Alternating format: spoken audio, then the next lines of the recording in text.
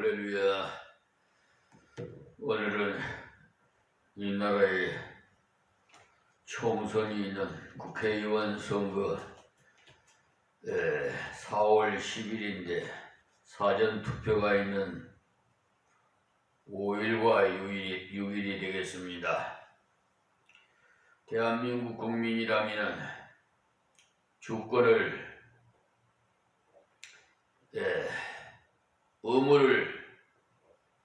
국민의 의무를 감당해야 돼요. 누구나 민주주의에 꽂힌 이 선거에 빠짐없이 투표해서 여러분들의 한 사람 한 사람의 그 귀한 주권이 저 국회의원들에게 다 위임을 하는 것이 그 뜻을 아시고 국민의 의무인 투표에 참여하시기 바랍니다. 모든 주권자와 위정자들을 하나님께서 다 뜻이 있어서 세우니까 이 나라의 장래를 위해서 더욱 발전할 수 있는 일꾼들을 하나님 앞에 기도하시고 투표하시기 바랍니다. 어제에 이어서 하나님의 법칙인 창세기 강해 설교로 이어서 말씀을 드리겠습니다.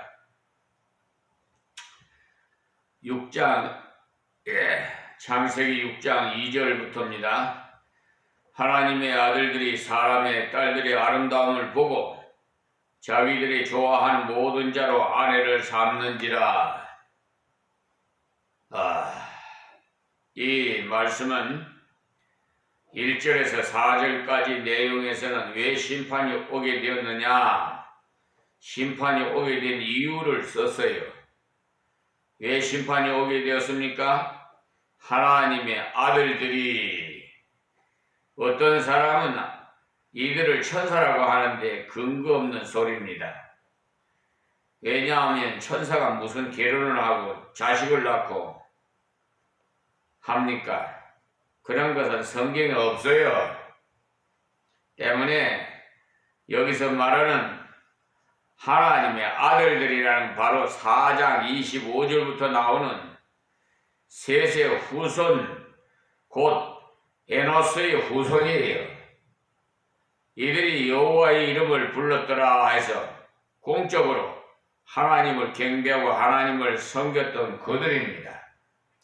바로 그들을 이름하여 하나님의 아들들이라 이렇게 하셨습니다.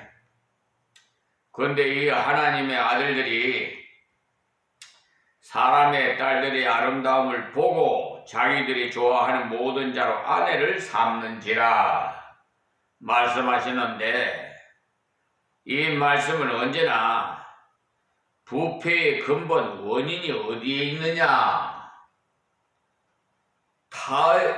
타협에서 옵니다. 인간들의 그 부패의 그 근본 원인은 어디에 있느냐? 불신 결혼에서 있다, 이것을 말씀을 드려요. 불신 결혼이 하면 사람이 하나님께 채찍을 맞은 길로 가요. 흔히 이런 말을 해요. 전도하는 양으로 불신 결혼해서 전도하면 되지. 자신이 하나님 말씀을 정면으로 불순종해 놓고는 어떻게 하나님의 능력을 받아서 일할 수 있겠어요? 그 원리에도 맞지도 않는 그런 헛된 소리를 하고 있어요. 저는 목사이다 보니까 여러 가정들을 살펴보는데 가만히 보면 하나님의 법도대로 결혼하지 않은 가정들이 잘 되는 경우가 잘 없어요. 이들은 여자들의 믿음이나 하나님의 뜻 같은 것을 보고 아내를 삼는 것이 아니라 아름다운 육체를 중심으로 결혼을 해요. 에스라임이라나 아주 요즘 젊은 여성들, 남성들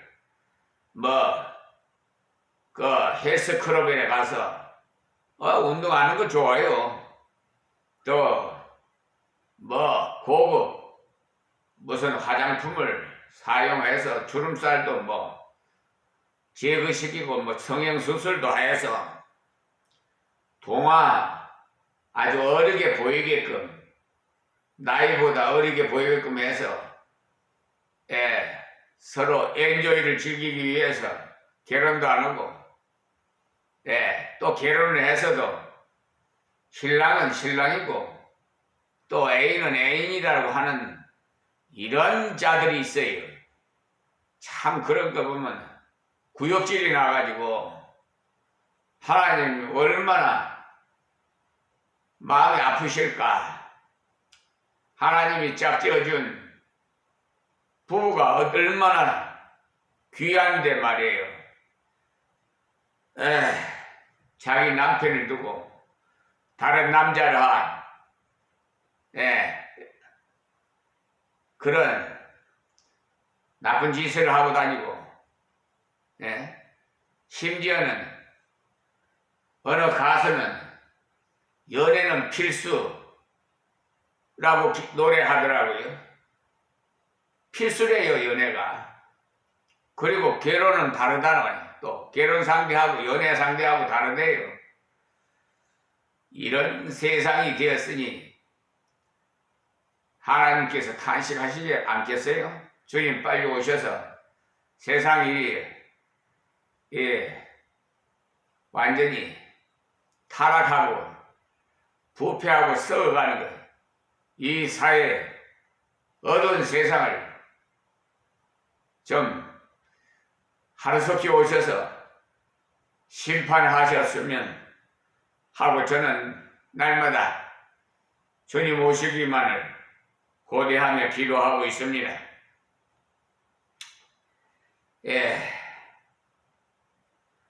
이 세상에 머물러 있는 동안에 좀 잘못된 분들을 바른 길로 인도하고자 말씀을 드리면 듣기 싫대요. 치는 설교라나 은혜가 안 된다나 그래요. 좀 깨닫게 좀 바른 길로 가게 말하면 싫어합니다. 가라면 가요. 난 가는 사람 붙잡지 않아요. 저는 교인들을 보고 목회하는 게 아니에요. 하나님 사명을 감당하기 위해서 하는 거지, 이 목회는 하나님이 하시는 거예요. 나는 도구에 불과해요. 그러니까 오고 가고 하는 것은 자유예요. 그래서 그렇게 그런 데다가 신경 많이 안 씁니다. 어떤 분들은 교인이 떠나면 섭섭해가지고 금식 기도하니 어쩌니 하나 썼는데 전 그런 거 좀 거리가 멀어요. 복받을 자는요, 옳은 말을 듣고 바른 신앙생활 하는 자가 복받는 자예요. 자, 그래서 흔히 처녀들은 많다고들 하는데, 그러나 옳은 처녀를 구하려면 아주 드물어요. 왜? 연애는 필수이기 때문에. 그 노래를 부르니까 연애 못 해본 사람은 여자의 그 필수를 해보지 못하는 사람이니까 좀 자신이 뭐가 좀 잘못됐나 생각할 거 아니에요? 그렇게 마귀 사탄들은 그런 부추겨요. 자꾸 죄짓게끔 순정을 잃게끔 만든단 말이에요.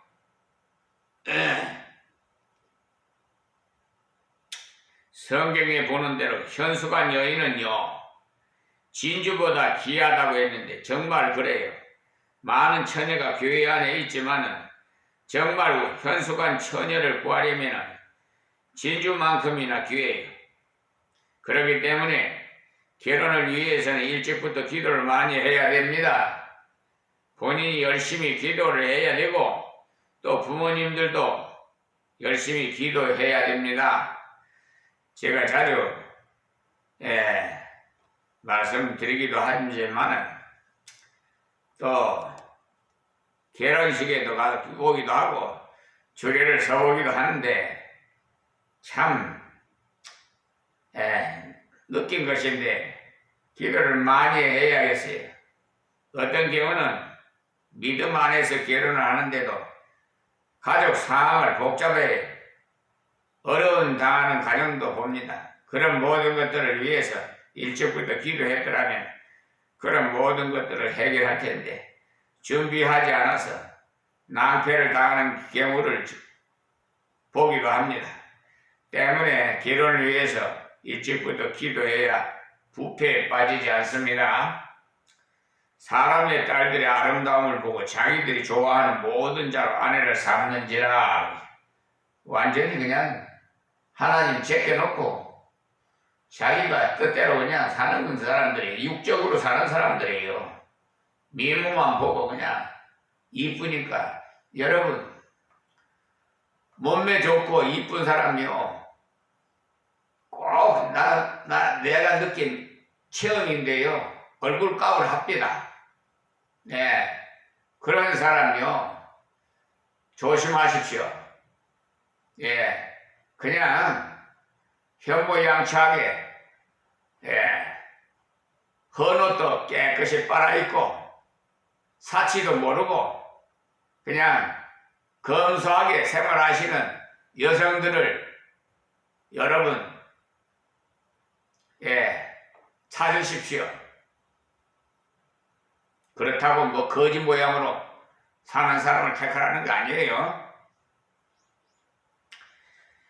믿음을 가진 자, 하나님을 경외하는 자, 그런 사람을 올바르게 신앙생활 하는가 좀 기도 많이 하시고 교회 속에도 가라지들이 많이 있어요.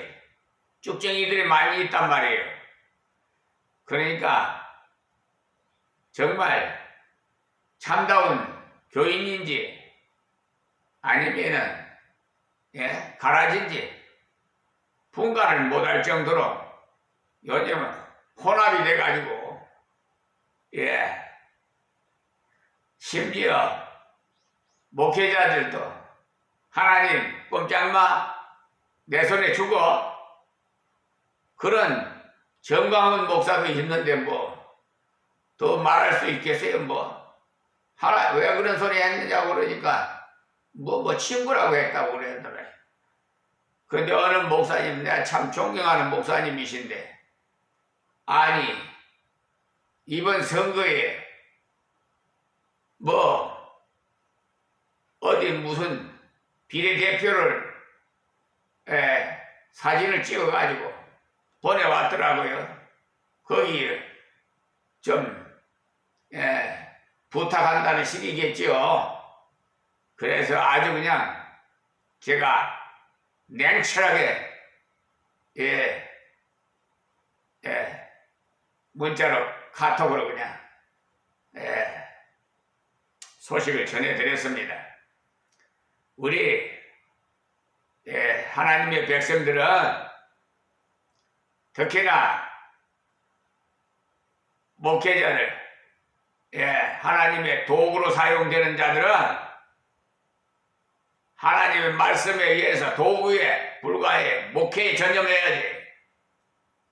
다 전문직이 있어요. 하나님 손이 하는 일, 팔이 하는 일, 눈이 하는 일, 입이 하는 일, 귀가 하는 일 다 다르잖아요. 그 지체, 주님의 지체로서 일을 해야 돼요. 너도 나도 그냥 이건 말이야. 너도 뭐 국회의원 되니까 우리 기독교에도 뭐 국회의원 나가야 뭐 어쩌고 저쩌고 기독당을 뭐 만들고 뭐 어쩌고 하는데 저는 그건 바람직하지 못하다고 나는 생각해요. 사실 뭐 자유입니다. 민주국가에서 뭐 그런 거 못하게 하진 않아요. 예, 자유예요. 근데 제 소견으로서는 그렇다 그 말이지. 예, 여러분 생각대로 하세요. 예, 하나님의 뜻이냐 이것은 전혀 생각하지도 않고 결혼을 육체 중심으로 해. 어려운 것과 깨끗한 것을 섞어버리면 어떻게 되느냐.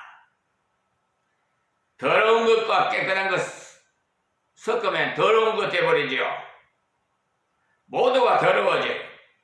깨끗한 물이 한 드럼이 있는데 더러운 물 한 컵을 한번 넣어버리고 못 먹는 물이 돼버려요.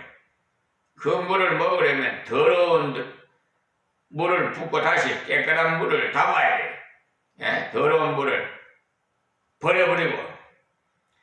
그 때문에 타협해 가면 살면서 하나님의 거룩을 이룰 수 있다는 것은 성경에서는 찾아볼 수가 없어요. 그런데 왜 세세 후손들이 혼합적인 자본을 함으로써 결국은 모두가 망하게 돼요. 열왕기상 11장 1절을 찾아보시면요. 귀한 하나님의 사람 솔로몬이 왜 실패하게 되었느냐 그 원인을 써놓았어요. 여러분이 잘 아시는 말씀이지만 이럴 때 찾아서 보아요. 솔로몬 왕이 바로의 딸 위에, 그러니까 바로의 딸하고 결혼한 것만 해도 잘못한 건데 거기다가 또 이방의 많은 여인을 사랑하였으니 곧 모함과 암몬과 에돔과 시돈과 헷 여인이라 그랬어요. 참 가관이에요. 예? 그러니까 죄를 한 번 지을 때 두렵지 두 번, 세 번 지으면 그냥 예사예요. 죄를 성수도 하루 빠지면은 그냥 처음에 빠질 때는 좀 가책이 되고 이러면 안 되지 하면서도 두 번 빠지고 세 번 빠지면 그냥 만연돼 가지고 중독이 되어 버렸어요. 그냥 교회 안 나가도 그냥 편안해져. 마귀 사탄이 그렇게 만들어요. 2절 말씀에 여호와께서 일찍이 여러 국민에게 대하여 이스라엘 자손에게 말씀하시기를 너희는 저희와 서로 통하지 말며 저희도 너희와 서로 통하지 말라. 저희가 정력코 너희의 마음을 돌이켜 너희의 신들을 쫓게 하려 하였으니 솔로몬이 저희를 연애하였더라. 3절에는 왕 후비가 700인이요 빈장이 300인이라 왕비들의 왕의 마음을 돌이켰더라. 그랬어요. 타락하니까 극도로 타락해가지고 마누라가 1000명이나 되었죠. 그런데 왕비들이 왕의 마음을 돌이켰더라. 어떻게 돌이켰어요? 4절 보면 솔로몬의 나이 늙을 때 왕비들이 그 마음을 돌이켜 다른 신들을 쫓게 하였으므로 왕의 마음이 그 부친 다윗의 마음과 같지 아니하여 그 하나님 여호와 앞에 온전치 못하였으니 뭐야? 우상성이단 말이죠. 그렇게 끌려가요 마귀 사탄에게. 그러니까 외모로 육체적인 결혼하면 그런 실패가 온단 말이에요. 마귀 사탄에게 미혹당은 맨날 교회는 뭐로 가? 우리 저 어디 주말에 어디 여행이나 가지. 이런 식이 돼버려요. 지금 그렇잖아요. 젊은이들이 많이 타락하고 있지.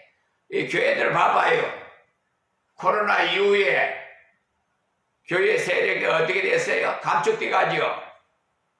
예. 주님이 오실 날에 가까우면은 아주 극소수에 불과한 자, 남은 자라고 그랬어요. 남은 자. 몇 명 안 돼요. 그자가 들림받을 거예요. 그리고 5절에 보면 이는 시돈 사람이 여신 아스다롯을 쫓고 암몬 사람이 가증한 믿음을 쫓음이라.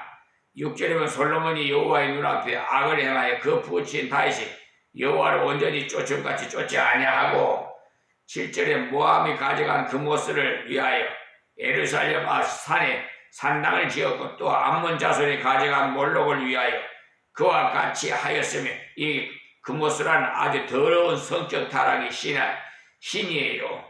몰록이라는 건 아이를 태워서 제사 드리는 악질적인 우상이고요. 세상이 내 새끼를 내 자식을 불에 태워서 우상에게 바쳐 미친 것들 그런 사람 없죠. 예. 그런데 이 몰록이라는 신은 그렇게 하라고 시키고 있어요. 솔로몬이 20살에 왕이 되고 나니까 스스로가 부족을 느껴 하나님께 1000번제를 드려서 1000번제를 지금으로 말하면 헌신의 예배를 1000번이나 드렸다는 것. 그것을 기특히 여기신 하나님께서 네 소원이 뭐냐 물으셨어요. 무엇을 줄꼬라고. 예, 저는 지혜가 부족해서 주의 백성을 어떻게 다스려야 할지도 모르니 지혜를 주소서라고 했지요. 이 말은 자기가 맡은 직분을 바르게 행할 수 있는 능력을 주십사라는 말이에요. 그러니까 하나님 보실 때는 그의 자세가 너무 다 뒤에서 지혜도 주실 뿐만 아니라 많은 물질도 주시겠다고 했어요. 솔로몬이 하나님 은혜를 입고 다른 모든 것을 지혜롭게 잘 처리하였으나 그의 가정은 너무나 복잡해 실패했어요. 가정이 부패하니까 말로도 부패해지고 나라도 아들 때에서는 2조각 나고 말았어요. 왜 그렇게 돼요? 그 원인이 어디서 왔어요? 다윗에게서 왔습니다. 다윗의 가정이 아주 어려웠음을 여러분이 성경을 보시면 아실 거예요. 마누라가 말하고 거기서 태어나는 자녀들끼리 서로 죽이고 약간 법석이죠. 예? 이상하게도 나쁜 것을 잘 배워요. 그래서 옛날부터 첩을 정하는 집 자녀도 첩을 잘 정하고 술 잘 먹는 집 아이도 술을 많이 먹는데 그렇게 되기가 쉬워요. 예수로 말미암아 변화되지 않는다면 꼭 그대로 배워요. 솔로몬이 왜 그렇게 됐는가? 뿌리를 찾아보면 그 부친 다윗부터 가정에 부패가 있었어요. 어떤 사람은 농담삼아서 이런 말을 해요. 요사이는 첩을 하나 정하는데도 왜 그렇게 야단이지? 다윗은 첩을 많이 정해도 복만 받았던데 다윗이 가정생활에 복을 받았습니까? 다른 방면에도 복을 받았지만 가정 문제에서는 크게 채찍맞았지요. 가정의 평화가 계속 없었어요. 그 이유는 하나님의 법도대로 일남일녀를 취하지 않았기 때문에요. 본문으로 돌아갑니다. 3절에 여호와께서 가라사대 나의 신이 영원히 사람과 함께 하지 아니하리라. 이는 그들의 육체가 되리라. 그러니 여기서 하나님의 신이라는 것은 성령께서란 말씀인데 하나님의 신과 하나님의 영이라는 말씀은요 같은 말씀입니다. 그래서 성신이라고도 하고 성령이라고도 해서 꼭 같은 말을 다르게 표현한 것뿐이에요. 하나님의 성령께서 영원히 사람과 함께 하시지 않으신다는 말씀은 육체에 곧 그들이 고기 덩어리가 되었기 때문에 사람이 영적으로 걸어가야 성령께서 같이 해주시겠는데 육체를 중심으로 걸어가기 때문에 성령이 같이 하지 않더라 그 말이에요.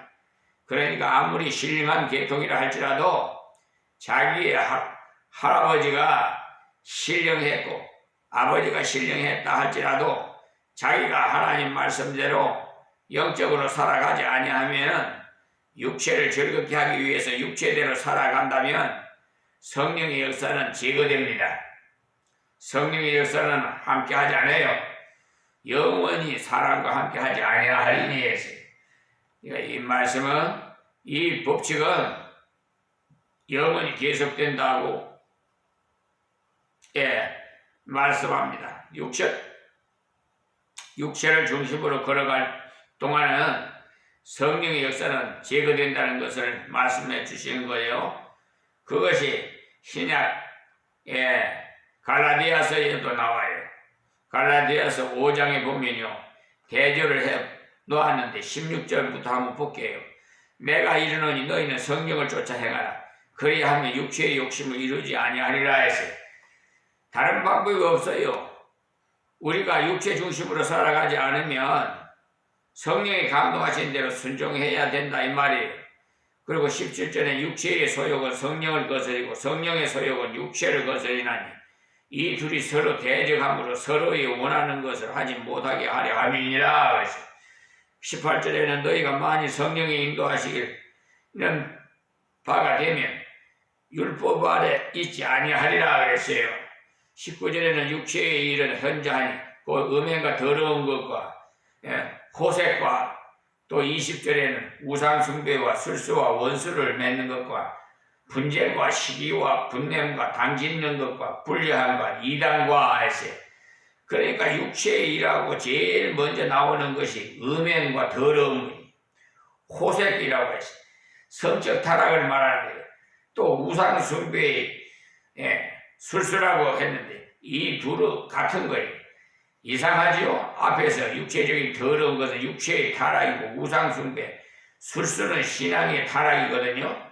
신앙이 타락되니까 원수 맺고 분쟁하고 분내고 무슨 말이에요? 사람이 육체를 따라가면은 강포해진다는 거예요. 오늘 내용에도 강포가 나오는데 그것이 다 육체를 따라가는 것짓입니다. 그리고 불리함과 이단과 투기와 술 취함과 방탕함과 이 혼돈이 일어나요. 그래서 사회가 혼란스러워요 지금. 이것을 가만히 살펴보면 순서가 있어요. 제일 먼저는 사람이 육체적으로 흘러가서 성령을 거스려버리면 육체의 종이 되고, 그 다음은 마귀의 종이 되고, 우상을 섬기는 그 다음은 감정의 종이 되고, 원수를 맺고 시기하고 분쟁하고 분내고 당짓고 분리하고, 그 다음은 술 취하고 방탕해서 혼돈 속에 빠져버려. 그래서 무엇이 옳은지도 모르는 무감각 상태가 빠져버려요. 그러나 오직 성령의 열매는 사랑과 희락과 화평과 오래 참음과 자비와 양선과 충성과 온유와 절제이라고 하셨어요. 성령의 열매가 맺히지 못하는 것은 육체의 열매를 맺는 방향으로 나가기 때문이에요. 동시에 두 가지 열매를 맺을 수가 없습니다. 앞에서 본 대로 그러나 하나님의 아들들이 하나님을 섬겼던 사람들입니다. 여호와의 이름을 불렀던 자들, 지금으로 말하면 교인이여. 그런데 그들이 육체를 따라 걸어가니까, 가정이 육체적으로 흘러가니까 성령의 역사가 제거되어서, 그러나 그 다음을 보시면 그러나 하신 말씀은요, 하나님께서 당장 심판을 내려서 멸망시키지 않고 기회를 주셨다는 말씀이에요. 그러나라는 것은, 그러니까 그러나 그들의 날은 120년이 되리라 하시니라 그랬어요. 하나님께서는 진노 중에도 궁의를 베푸세요. 당장 심판하시지 않고 120년이 되리라 하셨어요. 120년 동안에 노아가 배를 짓는 역사를 합니다만, 배를 만드는 시간이 120년이 걸렸는지는 정확하지 않습니다.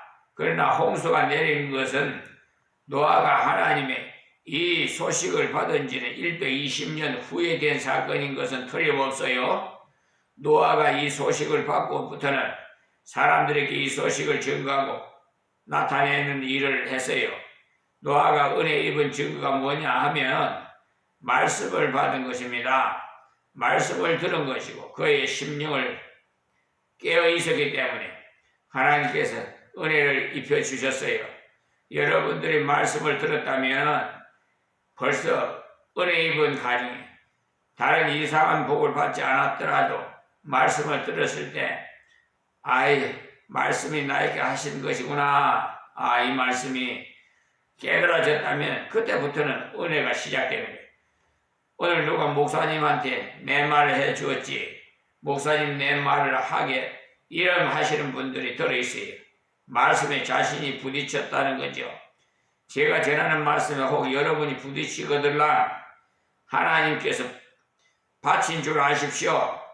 왜 그러냐 하니 저는 계획해서 어느 곳을 찾아 말씀드리는 것이 아니고 차례대로 줄줄 성경 말씀을 가르쳐 드리기 때문에 언제 어디서 칠 말씀을 구해 오겠어요.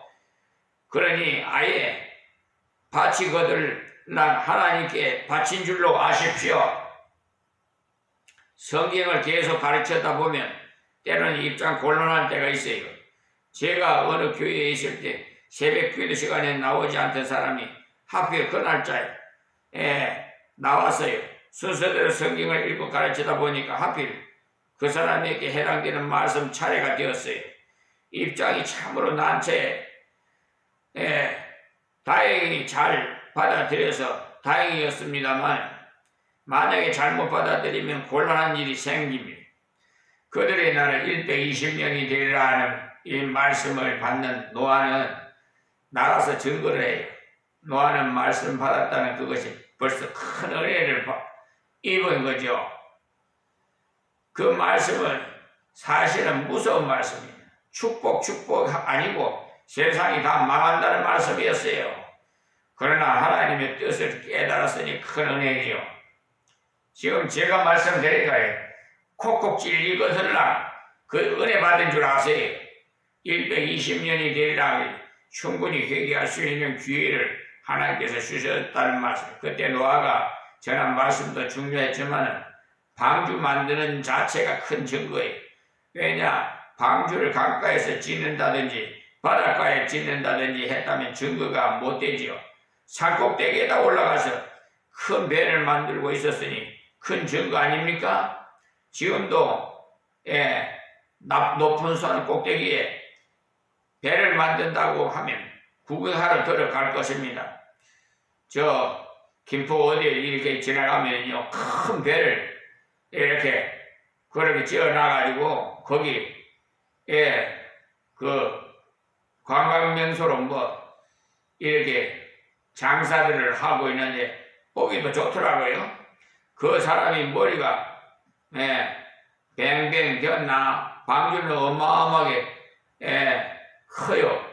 길이만 하여도 150m나 되었고 또 9만톤급의 배에 이렇게 어마어마한 3층짜리 배를 산꼭대기에서 짓고 있었으니 큰 구경거리 아니겠어요?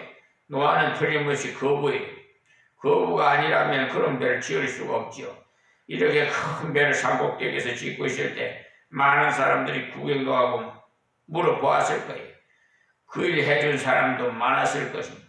요사이도 예배당 지을 때 일해주는 사람 많아요. 그렇지만 예수는 안 믿거든요. 마치 그와 똑같아요. 그때도 방주만 만드는데 일해주는 사람은 많았을 거예요. 그것이 다 증거입니다. 다음 절 4절인데요.